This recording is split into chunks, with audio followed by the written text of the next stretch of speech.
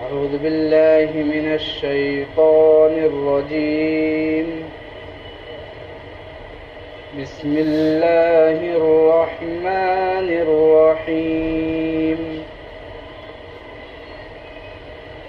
يا أيها الذين آمنوا اذكروا نعمة الله عليكم إذ جاءتكم جنود فأرسلنا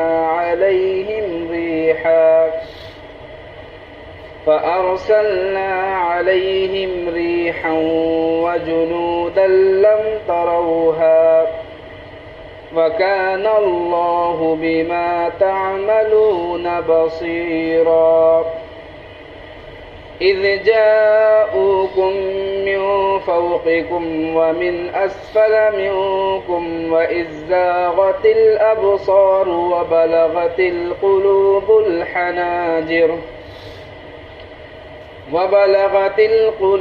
الحناجر وتظنون بالله الظنونا. هنالك ابتلي المؤمنون وزلزلوا زلزالا شديدا. وإذ يقول المنافقون والذين في قلوبهم مرض ما وعدنا الله ورسوله إلا غرورا. وإذ قالت طائفة منهم يا أهل يثرب لا مقام لكم فارجعوا.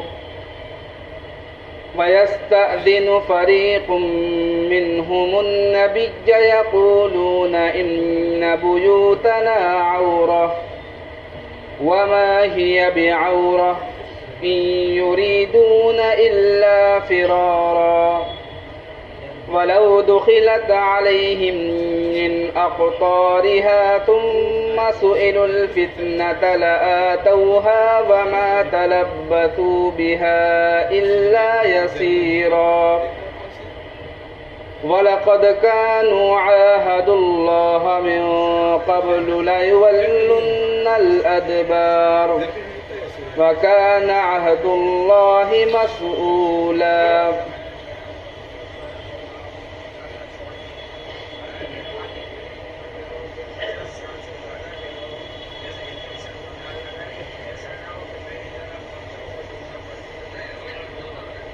سورہ احزاب کی آیات کی تفسیر جاری ہے اور اس سے قبل ایک رکوع جو ہے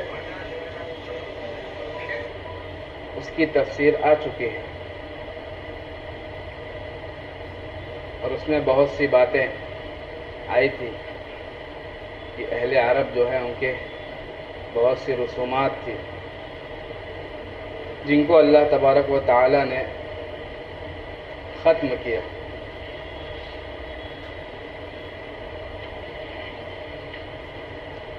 اب یہاں سے شروع میں جب سورہ احزاب شروع ہوئی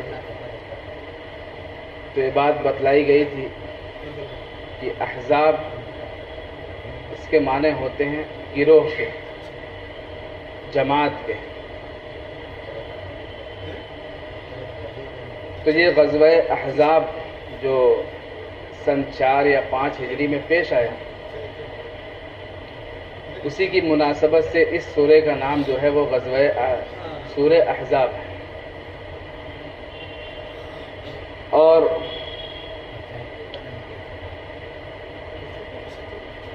اس غزوے کو غزوہ خندق بھی کہا جاتا ہے. اکثر جو ہے اس کے لیے خندق کا لفظ استعمال ہوتا ہے. احزاب کا لفظ اس لیے استعمال ہوتا ہے کہ اس کے اندر کافروں نے ایک متحدہ محاذ بنا کر مسلمانوں پر یکبارگی جو ہے وہ حملہ کرنے کا ارادہ کیا تو ان کو گروہ اور جماعت کہا گیا. اور غزوہ خندق اس لیے کہا جاتا ہے کہ نبی صلی اللہ علیہ وسلم کو جب یہ اطلاع ملی کہ کفار جو ہیں وہ یکبارگی اور سب مل جل کر حملہ کرنے کا ارادہ کر رہے ہیں، تو آپ نے حضرت سلمان فارسی رضی اللہ عنہ کے مشورے پر مدینہ کے ارد گرد جو ہے وہ خندق کھدوائی. تو اس لیے غزوہ خندق بھی اس کو کہا جاتا ہے. اب اس غزوے کی جو ہے کچھ تفصیل میں عرض کرتا ہوں کہ کس طرح یہ غزوہ جو ہے وہ پیش آیا. اس سے پہلے جو ہے مسلمانوں اور کفار کے درمیان دو غزوہ پیش آ چکے تھے. ایک تو غزوہ بدر اور ایک غزوہ احد.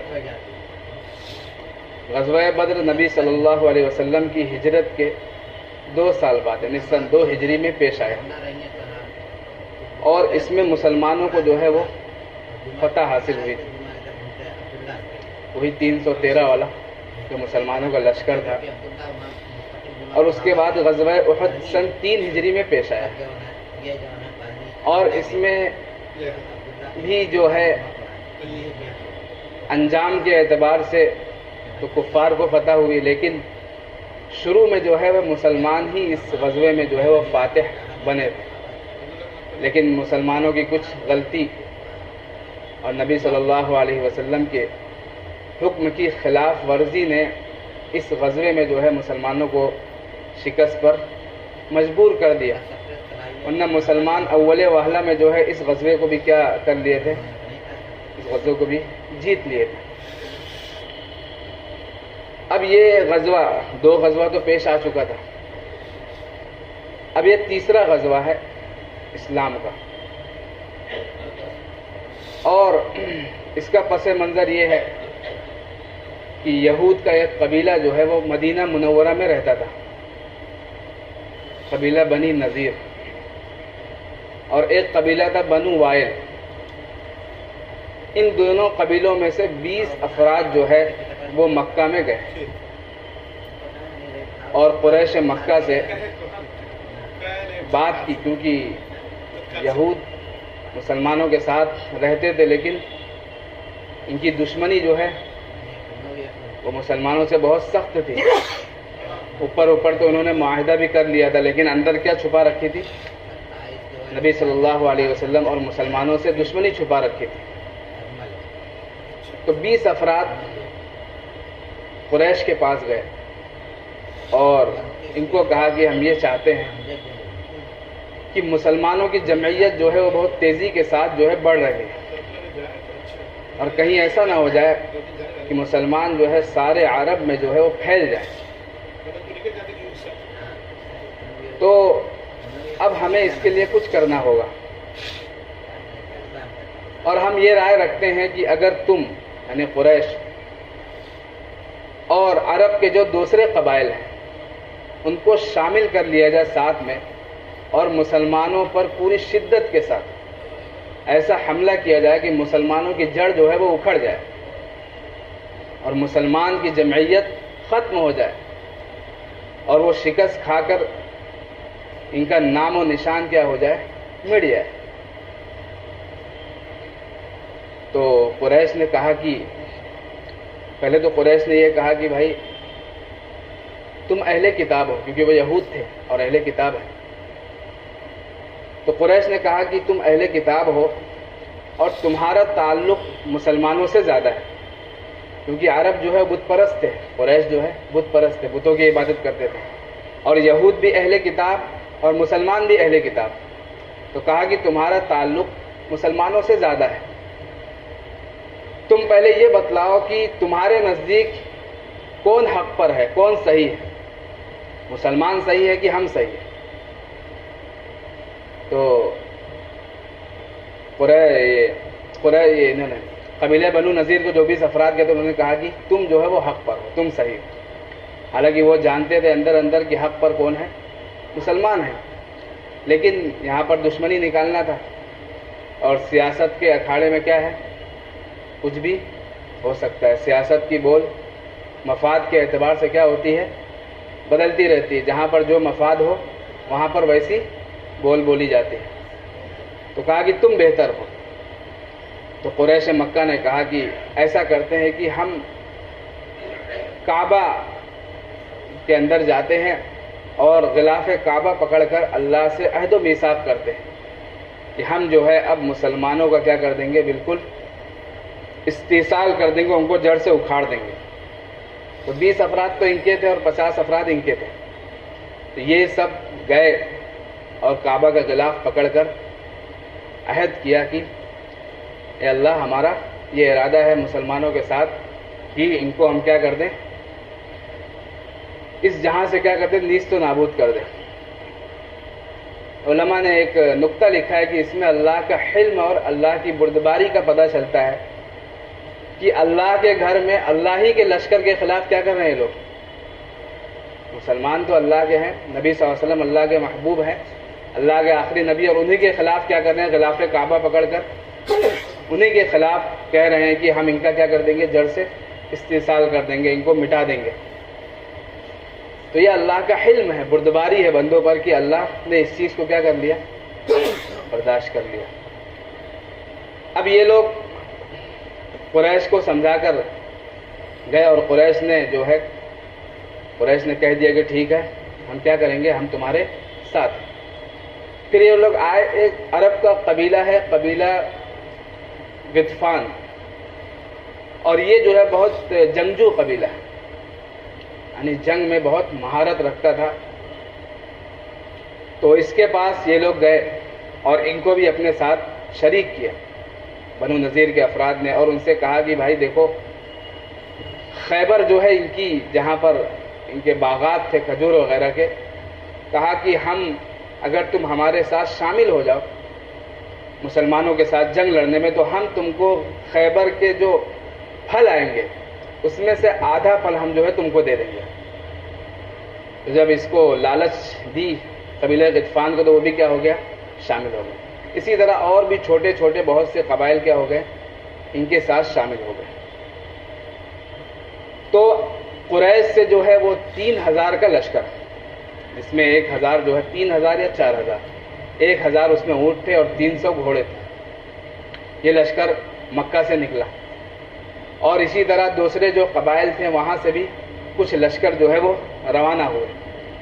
تو روایتوں میں آتا ہے، بعض روایات سے پتہ چلتا ہے کہ 12 سے 15,000 کے درمیان جو ہے ان کی جمعیت تھی. 12 سے 15,000 یہ کفار جو ہے، جو انہوں نے متحدہ محاذ بنایا تھا، 12 سے 15,000 لوگ جمع ہو گئے. تو یہ تو کفار نے یہ سازش کی اور جنگ کے لیے نکل پڑے.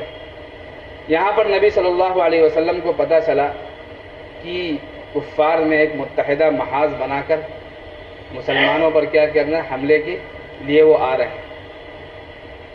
تو نبی صلی اللہ علیہ وسلم کے منہ سے جو پہلا لفظ نکلا وہ یہ تھا، حسبنا اللہ و نعم الوکیل، کہ ہم کو جو ہے وہ اللہ کافی اور وہ بہترین کارساز ہے.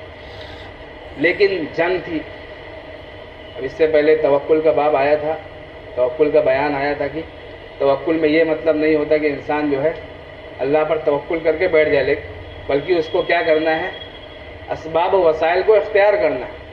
اب جنگ ہے تو جنگ کے لیے ان سے بچاؤ کے لیے کچھ نہ کچھ سبب اختیار کرنا پڑے گا، ذریعہ وسیلہ اختیار کرنا پڑے گا. تو نبی صلی اللہ علیہ وسلم نے صحابہ سے مشورہ کیا کہ کیا کیا جائے، ذرا آپ لوگ مشورہ دو. تو حضرت سلمان فارسی رضی اللہ عنہ، جو کسرا کے یہاں فارس کے باشندے تھے اور بہت ہی ان کی عمر بھی بہت ہوئی، 300 سال تقریباً بتایا جاتا ہے کہ ان کی عمر تھی. تو انہوں نے مشورہ دیا کہ یہ اللہ کے رسول، ہمارے شہر میں، ہمارے ملک میں جب دشمن حملہ کرتا ہے تو ہم جو ہے خندق کھودتے ہیں تاکہ دشمن جو ہے خندق کو پار کر کے ہمارے پاس نہ آ پائے. تو آپ صلی اللہ علیہ وسلم کو یہ مشورہ جو ہے بہت بھایا، بہت اچھا لگا. آپ نے کہا ٹھیک ہے، ایسا ہی ہم کرتے ہیں، خندق کھود دیتے ہیں. تو خندق کھودنے کا عمل شروع ہوا. حالانکہ مسلمانوں کے پاس کچھ بھی ساز و سامان نہیں تھا، چند گھوڑے تھے، چند تلواریں تھیں، اور 3000 مسلمانوں کا لشکر، 3000. اور یہاں پر 12 سے 15 ہزار کا لشکر، اور سب کیا ہے، جوش میں ہیں، عہد و میثاق کر کے آئے کہ مسلمانوں کو کیا کرنا ہے، مٹانا ہے۔ بظاہر تو ایسا ہی لگتا ہے کہ مسلمان اس وقت کیا ہو جائیں گے، ختم ہو جائیں گے، لیکن خندق کھودنے کا عمل شروع ہوا، اور ایک پہاڑ تھا جبل صلہ، اس کو مسلمانوں نے پشت پر رکھا، یعنی اپنے پیچھے کی جانب، اور آگے جو ہے ان کا لشکر، کافروں کا لشکر جو ہے وہ سامنے، اور بیچ میں خندق، اور خندق کھدوائی، اور نبی صلی اللہ علیہ وسلم نے خود جو ہے اس کے خطوط کھینچے خندق کے، کہ یہاں سے نشان لگایا کہ یہاں پر خندق کیا کرنا ہے، کھودنا ہے، اور ہر 10 آدمیوں کو 40 گز خندق کھودنے کی ذمہ داری دی گئی، یعنی سب بانٹ لیے، نبی نے سب کو بانٹ دیا کہ ہر 10 آدمی کے ذمہ یہ ہے کہ 40 گز خندق جو ہے وہ کھودیں، اور نبی صلی اللہ علیہ وسلم بذات خود جو ہے کھودنے میں کیا ہوئے، شریک ہوئے، کہ آپ صلی اللہ علیہ وسلم بھی اس میں شامل تھے۔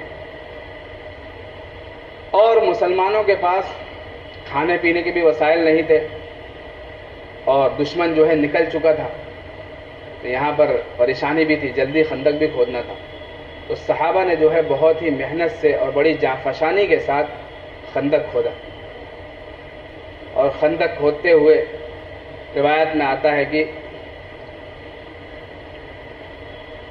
مسلمان اور نبی صلی اللہ علیہ وسلم پر ایسے حالات آ گئے تھے کہ بھوک کی وجہ سے کیا ہے، پیٹوں پر کیا باندھا، پتھر باندھ لیا تھا، اور نبی صلی اللہ علیہ وسلم یہ شعر پڑھ رہے تھے خندق کھودتے ہوئے، اللہم لا عیش الا عیش الآخرہ، یا اللہ کوئی زندگی نہیں ہے مگر آخرت کی زندگی، اصل زندگی تو آخرت کی زندگی ہے، فرحم الانصار والمہاجرہ، اے اللہ انصار و مہاجرین پر کیا کر دے تو رحم فرما، اللہم لا خیر الا خیر الآخرہ فبارک فی الانصار والمہاجرہ۔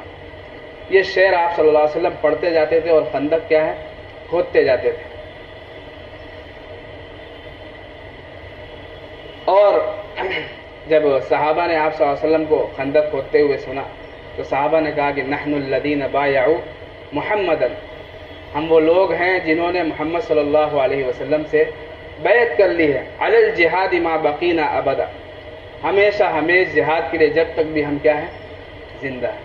تو ایسے اشعار صحابہ اور نبی صلی اللہ علیہ وسلم پڑھتے جاتے تھے، اور خندق کھودنے کا عمل جاری رہا، اور روایت میں آتا ہے کہ 6 دن میں جو ہے خندق کھودنے کا عمل جو ہے وہ مکمل ہو گیا، خندق کھود دی گئی، اور وہ 3.5 میل لمبی خندق، 3.5 میل لمبی کا مطلب یہ ہے کہ کلومیٹر کے حساب سے 5.5 سے 6 کلومیٹر اس کا اندازہ ہوتا ہے، 8 کلومیٹر سے، تو 3.5 میل لمبی اور 5 گز جو ہے وہ گہری خندق تھی، گز جو ہے میٹر سے تھوڑا چھوٹا ہوتا ہے، تو 5 گز جو ہے گہری خندق، اور چوڑی بھی تقریباً اتنی ہی تھی، تو اتنی چوڑی لمبی اور گہری جو ہے خندق کھودی گئی، اور اسی خندق کھودنے کے درمیان بہت سے واقعات ایسے پیش آئے کہ اس میں سے 2-3 واقعہ میں آپ کے سامنے پیش کرتا ہوں کہ آپ صلی اللہ علیہ وسلم، حضرت سلمان فارسی رضی اللہ عنہ جہاں پر خندق کھود رہے تھے،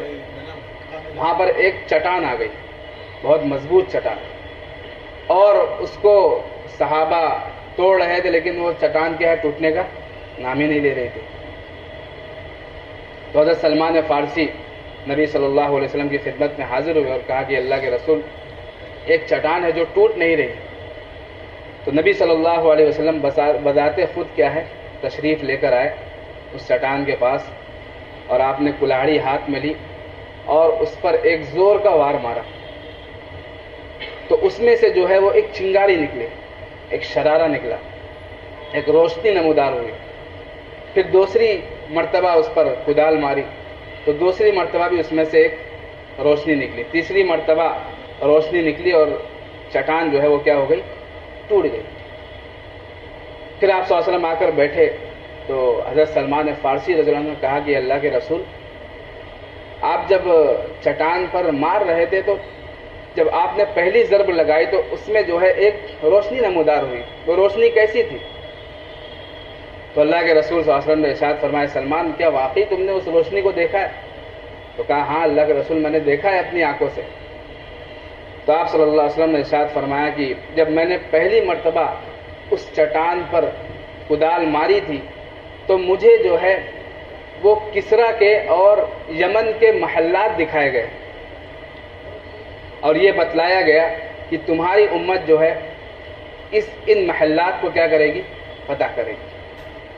پھر جب میں نے دوسری مرتبہ چٹان پر کدال ماری تو مجھے روم کے سرخ محلات دکھائے گئے، روم کے، اور مجھے کہا گیا کہ تمہاری امت جو ہے اس کو بھی فتح کرے گی۔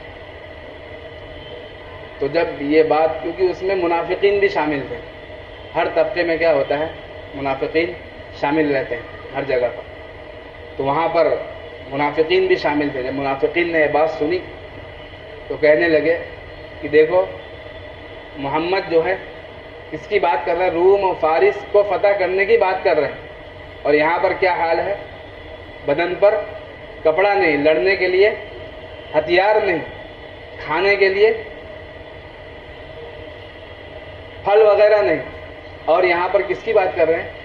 کہ روم اور فارس کو ہم کیا کر دیں گے؟ ہماری امت فتح کرے گی۔ تو خیر، تو منافقین کا تو کام ہی نہیں تھا کہ ہر بات میں کیا نکالتے تھے؟ کیڑا نکالنا، اسے کہتے ہیں کیڑا نکالنے کی ان کی عادت تھی۔ تو خیر، خندق کا جو کھودنے کا عمل ہوا، اور اسی میں ایک واقعہ، یہ مشہور واقعہ پیش آیا کہ حضرت جابر رضی اللہ عنہ نے آپ صلی اللہ علیہ وسلم کی جب حالت دیکھی کہ آپ صلی اللہ علیہ وسلم جو ہے بھوک سے بالکل نڈھال ہے، تو حضرت جابر اپنے گھر پر جلدی جلدی تشریف لائے اور کہا کہ اپنی بیوی سے کہا کہ اگر گھر میں کچھ ہے تو جلدی سے کیا کرو، نبی صلی اللہ علیہ وسلم کے لیے کچھ دو کہ میں نبی صلی اللہ علیہ وسلم کی خدمت میں پیش کروں۔ آپ صلی اللہ علیہ وسلم بھوک سے کیا ہے؟ نڈھال ہے۔ تو ان کی بیوی نے کہا کہ گھر میں ویسے کچھ ہے تو نہیں، لیکن ایک سا جو ہے وہ جو ہے، ایک سا تقریباً 3 سے 3.5 کلو جو ہے تقریباً بیٹھتا ہے۔ تو کہا ایک سا جو ہے، اور ان کے پاس ایک چھوٹی سی بکری تھی۔ تو حضرت جابر نے کہا کہ اپنی بیوی سے کہ تم کیا کرو، اس جو کی روٹی بناؤ، اور بکری کے بچے کو خود ذبح کیا اور اس کے بعد اس کو بھونا پکایا، اور پھر آپ صلی اللہ علیہ وسلم کی خدمت میں تشریف لائے اور کہا کہ اللہ کے رسول، اور چپکے سے کہا کیونکہ کھانا کیا تھا؟ کم تھا، تو چپکے سے کہا کہ اللہ کے رسول آپ جو ہے چلیے ہمارے گھر، میں نے آپ کے لیے کچھ کھانے کا انتظام کیا ہے۔ تو جب اللہ کے رسول نے یہ بات سنی تو صحابہ کے مجمع میں اعلان کروا دیا کہ سب لوگ چلو جابر کے گھر۔ جابر کے گھر کیا ہے؟ آج دعوت۔ تو حضرت جابر بھی بہت پریشان ہوئے کہ تھوڑا سے کھانا ہے، تھوڑے سے سالن ہے، تھوڑی سی روٹی ہے، اور اللہ کے رسول کیا کرے؟ جابر کے گھر دعوت۔ تو حضرت جابر کہتے ہیں کہ نبی صلی اللہ علیہ وسلم ہی نے جو سالن میں نے بنایا تھا اور جو آٹا تھا اس کو ڈھکوا دیا، اور نبی صلی اللہ علیہ وسلم صحابہ کے مجمع کو خود نکال کر کیا دے رہے تھے؟ پیش کر رہے تھے۔ اور کہتے ہیں روایت میں آتا ہے کہ تمام صحابہ نے شکم سیر ہو کر کھایا، تمام نے پیٹ بھر کر کھا لیا، اور اس کے بعد کہتے ہیں کہ میں نے دیکھا کہ سالن اسی طرح ہے اور روٹی کا آٹا بھی کیا اسی طرح موجود ہے۔ یہ تو نبی صلی اللہ علیہ وسلم کا کیا تھا؟ معجزہ تھا کہ آپ کے ہاتھوں یہ اللہ نے معجزہ ظاہر کیا۔ اور بھی بہت سے واقعات، کیونکہ یہ 1 مہینے کا محاصرہ تھا کفار کا، بہت سے واقعات پیش آئے، اس کی تفصیل کا موقع نہیں، لیکن یہاں پر جو ہے جب کفار کا لشکر آ گیا اور یہاں دونوں فریقین سے، یعنی کبھی مسلمانوں کی طرف سے پتھر بازی ہوتی، کبھی کافروں کی طرف سے پتھر بازی ہوتی، کبھی یہاں سے تیر چلایا جاتا، کبھی وہاں سے تیر چلایا جاتا، اور یہ عمل جو ہے وہ جاری رہا پورا مہینہ۔ تو جب آپ صلی اللہ علیہ وسلم نے مسلمانوں کی حالت دیکھی کہ مسلمان جو ہے بالکل پریشان ہو گئے ہیں مسلمان، اور ایک قبیلہ، یہ مدینہ میں ایک یہود کا قبیلہ تھا بنو قریظہ، اس نے مسلمانوں سے جو ہے وہ معاہدہ کیا تھا کہ وہ امن کا معاہدہ تھا ان لوگوں کے درمیان کہ ہم کیا آپس میں جنگ وغیرہ نہیں لڑیں گے، لیکن بنو نذیر کا سردار تھا حیی بن اخطب اور بنو قریظہ کا سردار تھا کعب بن اسد۔ تو حیی بن اخطب جو بنی نذیر کا سردار تھا، جو مکہ گیا تھا مسلمانوں کے خلاف ورغلانے کے لیے، اس نے کعب بن اسد کو بھی اپنے ساتھ لے لیا اور اس کو پہلے تو وہ تیار نہیں ہوا لیکن پھر اس کو بہت ہی بہکایا وغیرہ اور اس کے بعد کہا کہ اس کو عار دلائی اپنے مذہب پر تو وہ بھی تیار ہو گیا. تو یہاں پر مسلمانوں کا ایک مسئلہ یہ تھا کہ سامنے جو ہے کس کا لشکر ہے؟ کفار کا لشکر ہے اور پیچھے جو ہے مدینہ میں ایک دشمن بیٹھا ہوا ہے. کون؟ بنو قریظہ. کیونکہ یہ بھی کس کے ساتھ ہو گیا؟ کفار کے ساتھ. حالانکہ معاہدہ تھا ان دونوں کے درمیان مسلمانوں سے کہ جنگ وغیرہ نہیں لڑیں گے لیکن انہوں نے دیکھا کہ کفار کا پلڑا کیا ہے؟ بھاری ہے تو کفار کے ساتھ شامل ہو گئے. تو ایک مسئلہ یہ بھی تھا کہ دونوں طرف سے مسلمان جو ہے گھرے ہوئے تھے ایک اعتبار سے کہ کہیں بنو قریظہ جو ہے پیچھے سے کیا ہے شہر میں سے حملہ نہ کرتے. یہاں سے تو اطمینان تھا کہ سامنے کیا ہے؟ خندق ہے لیکن پیچھے سے اطمینان نہیں تھا. اور اس کے بعد ایسا ہوا کہ 1 مہینے تک مسلسل محاصرہ رہا اور وہ جو موسم تھا سخت سردی کا موسم تھا اور مسلمانوں کے پاس کپڑے وغیرہ بھی نہیں تھے. اسی لیے جو اس آیت میں اللہ تبارک و تعالیٰ نے ذکر کیا ہے کہ وہ ایسا وقت تھا کہ ازاغت الابصار، جب آنکھیں جو ہے وہ پتھرا گئی، وبلغت القلوب الحناجر، اور کلیجے جو ہے وہ منہ کو آنے لگے. یعنی اتنی بری حالت تھی مسلمانوں کی کہ ایسی حالت ہو گئی تھی. سخت سردی کا موسم، کپڑے نہیں ہیں اور اس میں کیا ہے کھانے کے لیے پورا انتظام نہیں ہے اور اس میں خندق کھودنے کا عمل آسان بات تو نہیں تھی. اتنی بڑی خندق کھودنا 3.5 میل لمبی خندق، 3000 کا لشکر ہے، کوئی آسان کام تو نہیں تھا. تو مسلمانوں کی حالت جو ہے بہت بری ہو گئی تھی. تو نبی صلی اللہ علیہ وسلم نے دعا کی 3 دن مسلسل. آپ نے دعا فرمائی کہ اللہ مسلمانوں کے حالات پر جو ہے تو رحم فرما اور ہمیں جو ہے وہ تو فتح یاب فرما. تو اس طرح نبی صلی اللہ علیہ وسلم کی دعا کی قبولیت ظاہر ہوئی کہ ابھی جو ایک قبیلہ تھا غطفان، اسی کے ایک فرد تھے نعیم بن مسعود، یہ جو ہے چپکے سے اسلام لے کر آ گئے. کہ اللہ نے ایک ایسا انتظام کیا، انہی میں سے ایک شخص مسلمان ہو گیا اور یہ آپ صلی اللہ علیہ وسلم کی خدمت میں آئے اور آپ سے کہا کہ میں مسلمان ہو چکا ہوں اور مجھے آپ حکم دے کہ میں کیا کروں، یعنی آپ کی کیسی خدمت کروں. تو صحابہ نے اور نبی صلی اللہ علیہ وسلم نے فرمایا کہ تم یہاں پر رہ کے تو کچھ نہیں کر سکتے لیکن تم کفار کے ساتھ مل کر کوئی سازش ایسی تیار کرو کہ یہ لوگ باہم کیا ہو جائے، خود لڑ پڑیں، باہمی ان کے اندر انتشار و اختلاف پیدا ہو جائے. بہت سمجھدار تھے نعیم ابن مسعود. تو انہوں نے ایک منصوبہ بنایا. پہلے تو یہ گئے بنو قریظہ کے پاس. بنو قریظہ جو مدینہ کے اندر جو یہودیوں کا قبیلہ تھا ان کے پاس گئے اور ان سے کہا کہ بھائی دیکھو میں قبیلہ غطفان کا آدمی ہوں اور میں تمہارا خیر خواہ ہوں اور میں دیکھ رہا ہوں کہ تم نے جو ہے کافروں کے ساتھ جو ہے وہ کافروں کے ساتھ تم ہو لیے اور مسلمانوں کا ساتھ چھوڑ دیو. حالانکہ تم نے اس کے انجام پر غور نہیں کیا. اس کا انجام کیا ہونے والا ہے کہ دوسرے لوگ جو آئے ہیں یہ لوگ تو چلے جائیں گے لڑ کر، چاہے شکست کھائے چاہے فتح پائیں، لڑ کر تو چلے جائیں گے، لیکن تم کو تو مسلمانوں کے ساتھ ہی رہنا ہے. تم کو مسلمانوں کے ساتھ رہنا ہے. تم ایسا کرو کہ جو کفار ہے قریش اور غطفان جو قبیلے، ان سے کہو کہ 10 آدمی ہم کو بطور رہن دے دیں. 10 سردار جو ہے اپنے بطور رہن، بطور گروی ہمارے پاس رکھوا دے تاکہ تم ہمارے ساتھ کیا ہے ہم کو چھوڑ کر نہ جاؤ. یہ مطلب تھا کہ 10 سردار کو ہمارے پاس بطور گروی رکھ دو تاکہ یہ چھوڑ کر تم نہ جاؤ. تو انہوں نے کہا ٹھیک ہے ایسا ہی ہم کریں گے، کیونکہ آپ کی بات صحیح ہے، یہ سب تو چلے جائیں گے، بعد میں ہمارا کیا حال بنے گا، ہمارے مال کا، ہمارے بیوی بچوں کا. اگر یہ لوگ شکست کھا کر بھاگ گئے تو اپنے قبیلے میں پہنچ جائیں گے اور ہم کیا ہو جائیں گے، یہاں پر مسلمانوں کے ساتھ ہم کو رہنا ہے. اب نعیم بن مسعود نے ایک کام تو یہاں یہ کیا اور اس کے بعد گئے قریش کے پاس. قریش کے پاس گئے اور قریش کو کہا کہ قبیلہ بنو قریظہ جو ہے اس نے مسلمانوں کے ساتھ جو ہے وہ ساز باز کر لی، مسلمانوں کے ساتھ صلح کر لی ہے، دوستی کر لی. اور وہ لوگ کہتے ہیں کہ ہم جو ہے وہ 10 آدمی، کم سے کم 10 سردار جو ہے وہ آپ کی خدمت میں ہم لائیں گے، آپ ان کو قتل کر دینا. قریش کو یہ کہا کہ نعیم بن مسعود نے کہا کہ تو بنو قریظہ نے کیا کیا ہے کہ مسلمانوں کے ساتھ ساز باز کر کے دوستی کر کے کہا ہے کہ ہم جو ہے 10 آدمی تمہارے لائیں گے اور مسلمانوں کے حوالے کر دیں گے، تو تم جو ہے ان سے ہوشیار رہو، کیونکہ نعیم بن مسعود کو سب جانتے تھے کہ یہ کیا ہے، یہ بھی کافر ہے، ابھی مسلمان نہیں ہوئے۔ تو جب یہ معاملہ ہوا تو قریش نے اور غطفان نے، قریش میں سے اکرمہ ابن ابی جہل غالباً وہ اور ورقہ بن غطفان جو ہے، یہ دونوں شخص بنو قریظہ کے پاس گئے اور ان سے کہا کہ بھائی کیا معاملہ ہوا، ہم جو ہے اب ہماری حالت ایسی ہو گئی ہے کہ اب جنگ جو ہے وہ ہماری لڑنے کی طاقت نہیں ہے، ہمارے پاس اسباب و وسائل جو ختم ہو گئے، کھانے پینے کی چیزیں ختم ہو رہی ہے، اور تم یہاں کے باشندے ہو، تم ہماری مدد کرو۔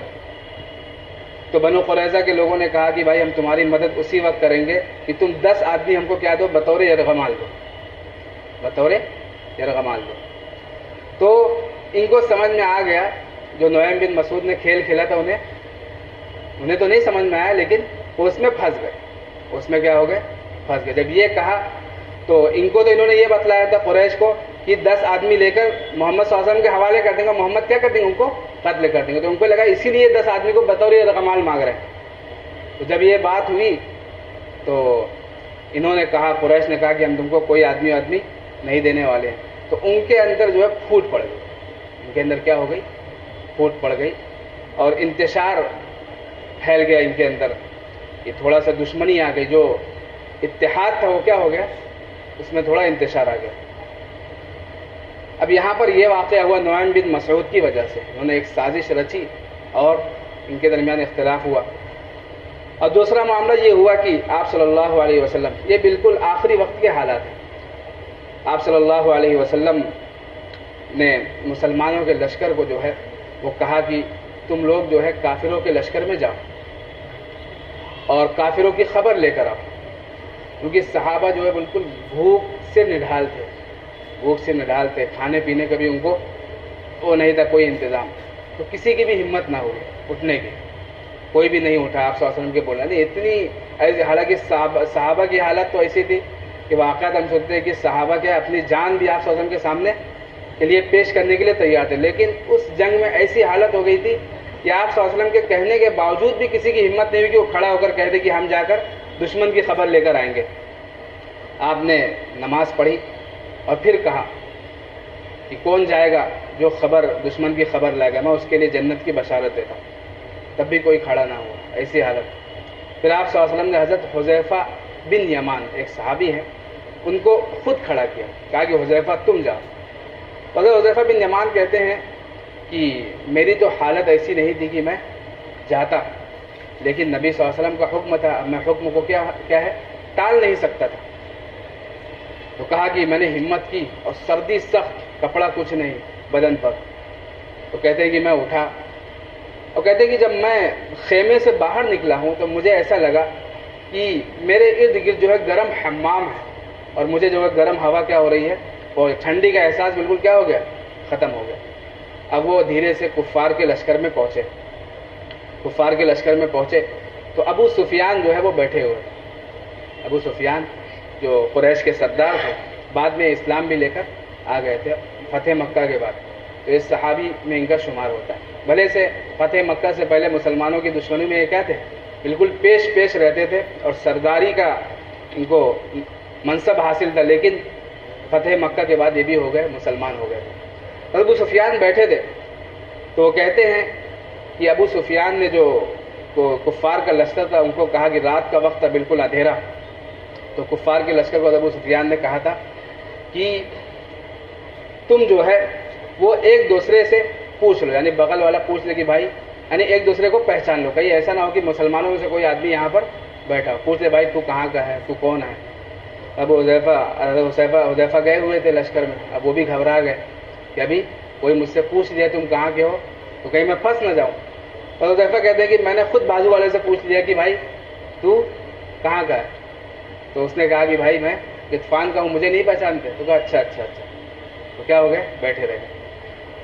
تو خیر، تو حضرت ابو سفیان نے یہ بات کہی کہ اب جو ہے ہمارے پاس اسباب و وسائل ختم ہو چکے ہیں اور یہاں پر پھوڑ بھی پڑ چکی تھی، ابھی اس کا تذکرہ ہوا، ان کے درمیان، بنو قریظہ اور قریش و غطفان کے درمیان پھوٹ بھی پڑ گئی تھی. کہا کہ ہمارے پاس اسباب و وسائل ختم ہو چکے ہیں، اب میری جنگ لڑنے کی ہمت نہیں اور اب میں جو ہے جا رہا ہوں. ابو سفیان سردار تھے، تو جب یہ بات کہی تو لشکر میں کیا ہو گئی، بالکل بھگدڑ مچ گئی، بالکل بھگدڑ مچ گئی. اور اسی وقت اللہ نے یہ انتظام کیا غیب سے کہ سخت آندھی چلی. اتنی سخت آندھی اللہ نے چلائی کہ پہلے تو ٹھنڈی کا موسم تھا اور اس میں آندھی، تو ان کے خیمے جو ہے وہ کیا ہو گئے، اڑنے لگے. اور جو دیگ انہوں نے پکانے کے لیے رکھا تھا دیگ، وہ بھی جو ہے پلٹ کر کیا ہو گئے، پورے ہواؤں میں اڑنے لگے. ایسی سخت ہوا چلائی. ابو حذیفہ نے دیکھا کہ تمام لشکر اور فرشتوں کو بھی دیکھا. ابو حذیفہ کہتے ہیں کہ اس کا بھی تذکرہ اس میں آیا ہے کہ اللہ نے ان پر ہوا کو بھیجا وجنودا لم تروها، اور ایک ایسے لشکر کو بھیجا جن کو تم دیکھ نہیں سکتے تھے. اور وہ فرشتوں کا لشکر تھا جو دشمن کو صرف کیا کر رہا تھا، ڈرا رہا تھا. وہ کوئی بھی صلح تو اللہ کی مدد ہے، وہ دشمن کو ڈرا رہا تھا. اور اس طرح جو ہے 1 مہینے بعد کفار نے مجبور ہو کر محاصرے کو کیا کر دیا، چھوڑ دیا. اور مسلمانوں کو اس میں کیا حاصل ہوئی، دیکھا جائے تو مسلمانوں کو فتح حاصل ہوئی. تو یہ غزوہ احزاب کا مکمل واقعہ تھا. اور بھی بہت سی باتیں ہیں، ان تفصیل کے لیے موقع نہیں ہے. یا ایھا الذین آمنوا اذکروا نعمت اللہ علیکم اذ جاءتکم جنود فارسلنا علیہم ریحا وجنودا لم تروها. اے ایمان والو، تم اپنے اوپر اللہ کی نعمت کو یاد کرو جب تمہارے پاس بہت سے لشکر آ چڑھے، یعنی وہی کفار کے لشکر. پھر ہم نے ان پر ہوا کو بھیجا اور ایسے لشکر کو بھیجا جن کو تم دیکھ نہیں سکتے تھے، یعنی فرشتوں کا لشکر. وکان اللہ بما تعملون بصیرا، اور اللہ تمہارے اعمال کو دیکھ رہا تھا. اذ جاءوکم من فوقکم ومن اسفل منکم واذ زاغت الابصار وبلغت القلوب الحناجر وتظنون باللہ الظنون. جب وہ تمہارے اوپر سے بھی آ چڑھے اور تمہارے نیچے سے بھی آ چڑھے. اوپر سے چڑھنے سے مراد جو بنو قریظہ جو اندر تھے شہر کے اندر وہ مراد ہے، اور نیچے سے مراد جو لشکر آیا تھا احزاب. اور جب آنکھیں جو ہے پتھرا گئی، یعنی ایسا غزوہ تھا کہ اس کی ہولناکی اتنی خطرناک تھی، اتنی اس میں مشقت تھی کہ اس کی وجہ سے آنکھیں پتھرا گئی اور کلیجے منہ کو آنے لگے، اور تم اللہ کے بارے میں طرح طرح کے گمان کرنے لگے. کیونکہ منافقین بھی اس میں اپنا کام کر رہے تھے اور مسلمانوں کا ذہن کیا کر رہے تھے، منتشر کر رہے تھے کہ مسلمان جو ہے اس غزوے کو چھوڑ دیں. تو ظاہر سی بات ہے جب انسان کے اوپر کوئی حالات آتے ہیں تو کتنا بھی مضبوط ایمان والا ہو، اس میں کیا ہے، شیطان اور نفس کی طرف سے اور دوسرے لوگوں کی طرف سے ایسی باتیں آتی ہیں کہ اس کے ذہن میں کچھ گمان آنے لگتا ہے، کیا اللہ ہمارے ساتھ نہیں، ہمارے ساتھ ہی کیوں ایسا ہو رہا ہے. کوئی بھی حالات آتے ہیں، ہر آدمی جانتا ہے. تو مسلمانوں کے ذہن میں بھی ایسے خیالات آئے. اسی کا اللہ تذکرہ، تم اللہ کے بارے میں طرح طرح کے گمان کر رہے تھے. ہنالک ابتلی المؤمنون وزلزلوا زلزالا شدیدا. اس وقت مومنوں کو آزمایا گیا اور ان کو سخت طریقے سے جھجوڑ دیا گیا. یعنی مسلمانوں کا اس میں سخت امتحان تھا اور مسلمان کیا ہو گئے، اپنے امتحان میں کامیاب ہو گئے. اذ یقول المنافقون والذین فی قلوبهم مرض ما وعدنا اللہ ورسولہ الا غرورا. جب منافقین اور وہ لوگ جن کے دلوں میں روگ ہے، بیماری ہے، وہ کہہ رہے تھے کہ اللہ نے ہم سے، اللہ اور اس کے رسول نے ہم سے محض دھوکے کا وعدہ کیا. یعنی اسی بات پہ جو ابھی چٹان والا واقعہ آیا تھا، جب آپ نے کہا کہ مجھے کسرا کے اور روم کے اور یمن کے محلات دکھائے گئے ہیں، تو منافقین نے بات کہی کہ یہ لوگ محمد کیا ہے، کس کی بات کر رہے ہیں، روم و کسرا کی بات کر رہے ہیں، اور حالت یہ ہے کہ یہاں پر کچھ انتظام ہی نہیں ان کے پاس. تو اس وقت منافقین نے بات کی، اسی کی طرف اشارہ کیا اللہ تبارک و تعالیٰ نے. وَإِذْ قَالَتْ طَائِفَةٌ مِّنْهُمْ يَا أَهْلَ يَثْرِبَ لَا مَقَامَ لَكُمْ فَارْجِعُوا. اور جب ان میں سے ایک جماعت نے کہا، اے یثرب والو، یثرب جو ہے مدینہ کا نام، اے یثرب والو تمہارے یہاں ٹھہرنے کی جگہ نہیں ہے، تم لوٹ چلو. یہ بھی کچھ منافقین نے یہ پروپیگنڈا کیا اور مسلمانوں کو بہکایا کہ بھائی یہاں پر رک کر کوئی فائدہ ہے نہیں، تم کیا چلو مدینہ لوٹ چلو. وَيَسْتَأْذِنُ فَرِيقٌ مِّنْهُمُ النَّبِيَّ يَقُولُونَ إِنَّ بِيُوتَنَا عَوْرَةٌ. اور ان میں سے ایک فریق جو ہے نبی سے اجازت طلب کر رہا تھا اور کہہ رہا تھا کہ ہمارے گھر غیر محفوظ ہے. منافقین میں سے کچھ لوگ نبی صلی اللہ علیہ وسلم کی خدمت میں آئے اور کہا کہ اللہ کے نبی، ہمارے گھر جو ہے وہ غیر محفوظ ہے، کہ ہماری دیواریں چھوٹی ہیں اور ہمارے بیوی بچے اکیلے ہیں، تمام لوگ کیا آ چکے ہیں، اس لشکر میں شامل ہو گئے، تو ہمارے لشکر غیر محفوظ ہے، ہمارے گھر غیر محفوظ ہے، تو ہم کو جانے دیجیے، وہ کیا کہتے ہیں، گھر پر جانے دیجیے. وما ہی بعورہ، حالانکہ وہ غیر محفوظ نہیں ہے، یعنی ان کا گھر غیر محفوظ نہیں، صرف کیا ہے، بھاگنے کا بہانہ ہے جنگ سے. ان یریدون الا فرارا، وہ تو محض بھاگنا چاہتے تھے. اس کے علاوہ بھی اب اگلی تفسیر میں جو ہے اس کا ترجمہ ہوگا، 2 صفحے 2.5 صفحے تک اسی واقعے کو بیان کیا گیا ہے، مختلف پہلوؤں کو اس کے۔